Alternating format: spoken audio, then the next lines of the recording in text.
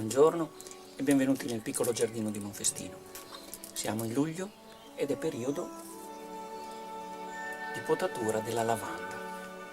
Oggi vedremo come si fa a potarla e nonostante questo meraviglioso profumo è importante potarla nel modo giusto perché rifiorisca copiosamente l'anno prossimo. Normalmente nella nostra provincia e alle nostre latitudini San Giovanni, cioè il 24 giugno, è il periodo della potatura. Qui in Appennino si finisce un pochino più tardi, siamo all'inizio della seconda settimana di giugno e la pianta è matura, pronta per essere potata. Vediamo come si fa.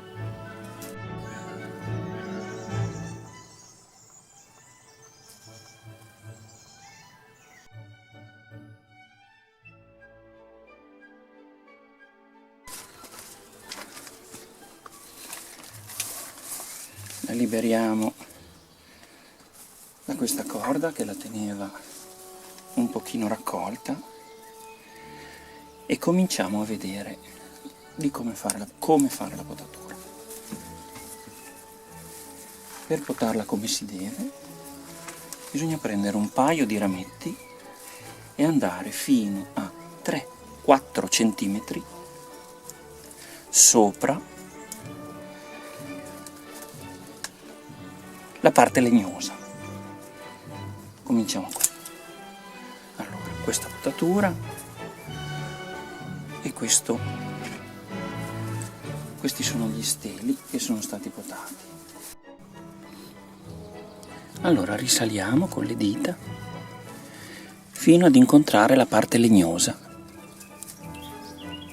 della lavanda che è qui dietro. 3-4 centimetri sopra faremo il nostro taglio.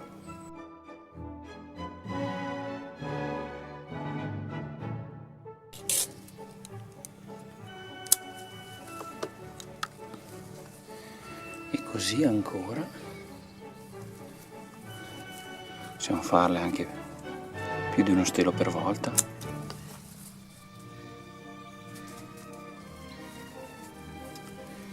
Di nuovo alla ricerca della parte legnosa poco sopra il taglio.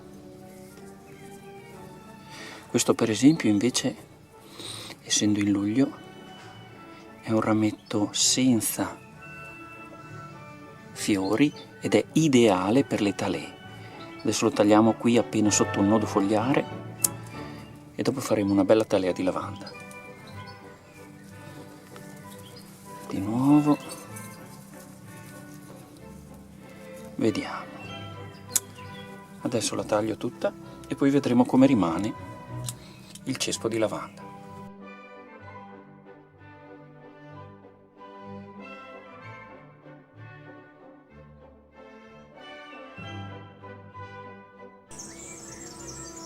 Allora, questo è il cespo di lavanda dopo la potatura. Andiamo a vedere com'è. Apriamo un po', vedete la parte legnosa è lì dentro, a distanza di 3, 4, massimo 5 centimetri sono state potati tutti gli steli, fioriti nel massimo della fioritura, anche perché poi noi li usiamo per fare dell'olio e del profumo. Per utilizzo familiare, naturalmente.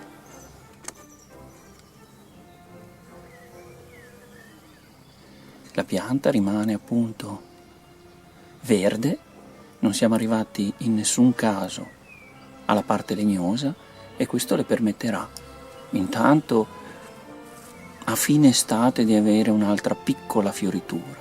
Soprattutto però le permetterà di vegetare tranquillamente, di sopravvivere agli inverni anche rigidissimi dell'Appennino e l'anno prossimo di fiorire copiosamente come ha fatto quest'anno. Il profumo è meraviglioso, veramente indescrivibile.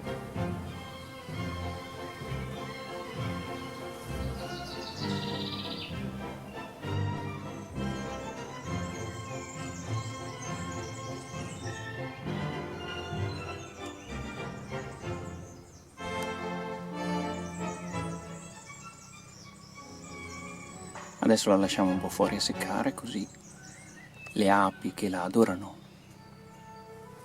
ne approfitteranno ancora un po', e quando sarà secca si potrà sgranare e utilizzare appunto per fare, nel nostro caso, un olio, macerando la lavanda e mettendo l'olio d'oliva, perfetto contro le scottature, come dopo puntura, e anche il profumo, lasciando macerare invece la lavanda nell'alcol, è un profumo intenso ma buonissimo.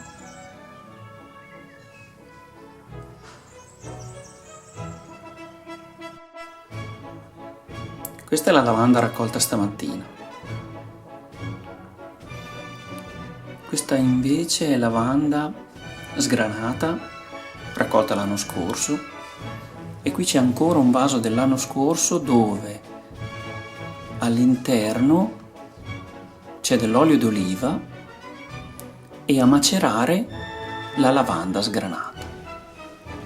Questa invece è la nostra piccola produzione dell'anno scorso.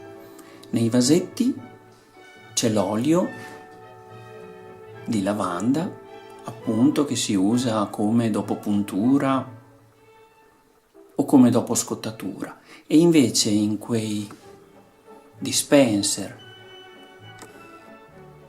vedete, col tappo a spruzzo, sia piccoli che grandi, c'è la lavanda che è stata fatta macerare nell'alcol. Anche in quel caso di solito 3 mesi bastano, anche se abbiamo un vaso dell'anno scorso, e vedremo, magari sarà più intenso in quel caso l'olio che abbiamo fatto. Quindi la lavanda ha veramente tantissimi usi, tra cui questi.